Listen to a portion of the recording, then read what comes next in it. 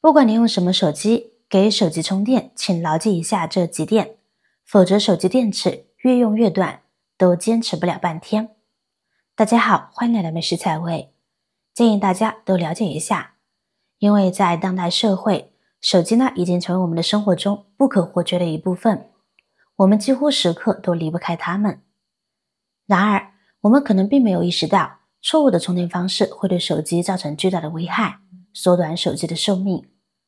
接下来，我将详细介绍手机充电时的6个常见错误，并解释这些错误的做法对手机的危害。随着手机使用频率的增加，以及我们对手机的依赖，对于手机电量蒸发的速度，也让越来越多的人没有安全感，感觉都没怎么用，就出现了电量警告的情况。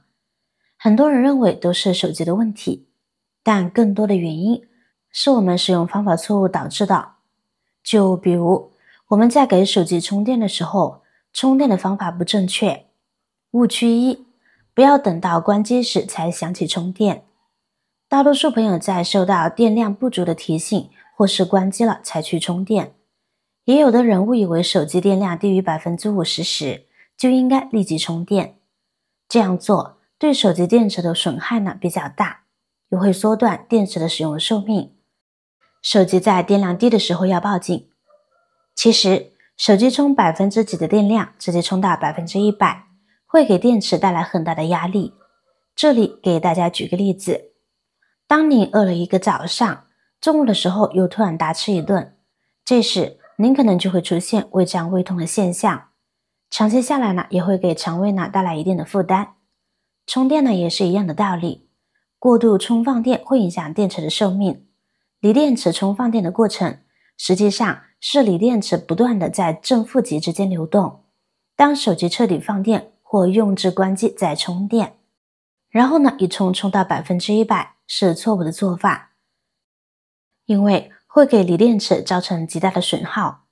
所以正确的做法，最佳的充电时机是当手机电量刚低于 20% 时开始充电，并且我们应该让它保持电量在 20% 到 70% 之间，这样呢电池才会更加的耐用。如果始终能够让智能手机里面的锂电池电量比例保持在 65% 到 75% 之间，电池的使用寿命是最长的。放宽条件的话，控制在 45% 到 75% 之间使用，一有时间就充电，哪怕呢只是几分钟也行。零星时间充电呢不会损伤电池。误区2，充电顺序不正确连接充电器。有些人认为将手机和充电器电源连接在一起就可以，无需特别注意。所以很多人在给手机充电的时候呢，第一时间就会先把数据线插到手机充电口，然后再把充电器呢插到插座上。然而这种做法呢是非常的危险的。虽然说那仅仅是一步很小的操作，但是这种做法呢却十分损伤手机内部。因为我们直接把充电线插到手机上，再插到电源的排插上，此时呢就会造成电流涌进我们的手机电池里面。您自己也能感觉到那一秒的震动，就是这一秒对电池内部造成损伤呢是不可逆转的。长期这样充电的话，电池呢就会产生虚电，就是明明才几的电量，没充2分钟就100%了，但是却一点都不耐用。严重的话还可能会出现手机鼓包的现象。一旦出现这些情况，那么电池自然就会出现不耐用的情况了。正确的做法是，充电时先把插头插进插座，再把数据线插入手机。充完电后呢，要先拔掉手机，再拔掉插头。虽然仅仅是这2步简单的操作，但是却非常的关键，大大延长手机使用时间哦。希望大家不要忽视了这个问题了。误区3，每次充电呢都要充到 100%。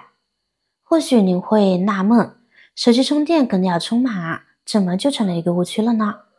锂电池不需要完全充满电，建议在电池充满前 98% 或 99%， 或者一看到电池充满了就立刻拔下充电器。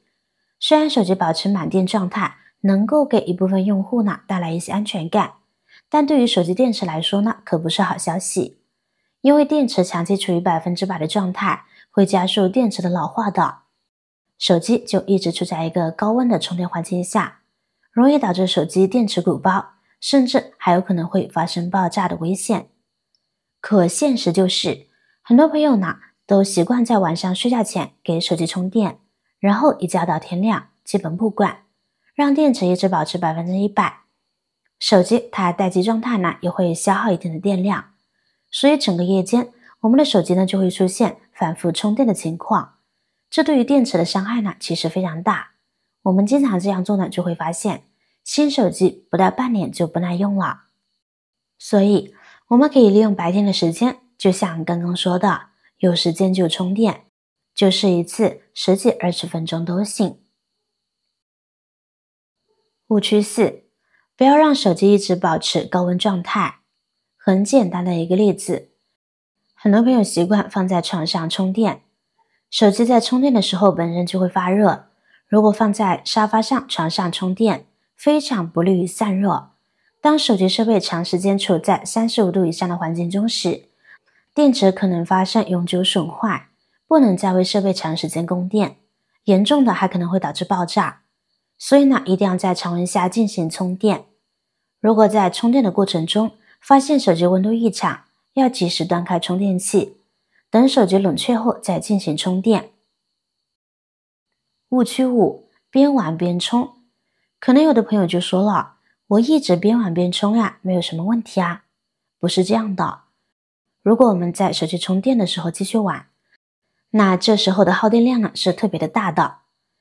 因为手机的处理器负荷太大了，就会损害电池，而且手机会出现一边耗电一边充电，这样一边输入电量一边输出电量，反复重放电，这对手机损害特别大。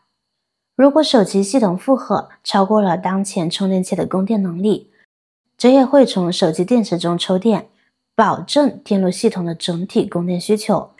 这个时候就会有个诡异的现象，插着充电器，手机电池电量还会不断的下降。所以在充电的情况下，不建议你玩手机，尤其是拿来玩游戏。误区6，充电器随意变换。有时候我们的原装充电器坏了，出现了一些问题，那这个时候我们就会想办法再去买一些充电器。可是对比了专卖店和精品店，明显价格相差很大，一个100多200，一个10几20。确实有很多山寨充电器，便宜是非常的便宜，很多人就会买这样的充电器。这充电器呢也能够充上电。确实市面上有很多各种各样的第三方充电器，但低质量的充电器可能存在电流过大、电压不稳定的问题。您对比看看原装的，可能输入和输出的电负都不一样，这会对手机呢造成损害的，甚至引发火灾等安全隐患的风险。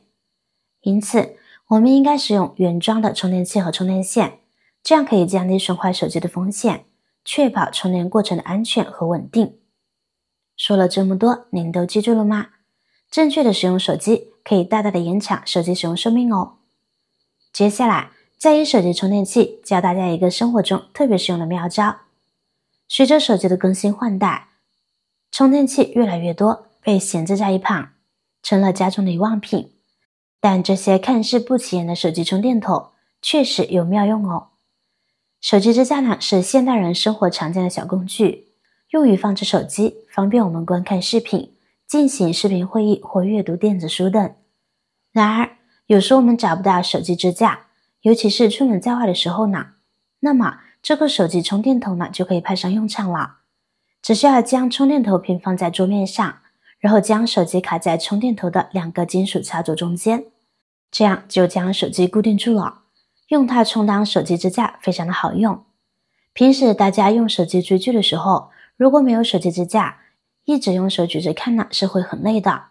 遇到这样的问题，就可以将充电头放在水平桌面上，放上手机固定住就行。这样我们在用手机追剧的时候就能够解放双手了。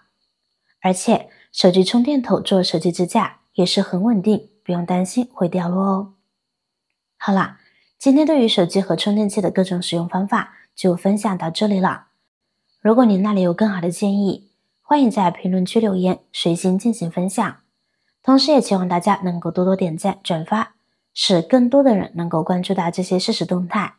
与人方便，与己方便，期待与您再度相逢，一同探寻更多的社会真相。我是瑶瑶，那么我们下期再见。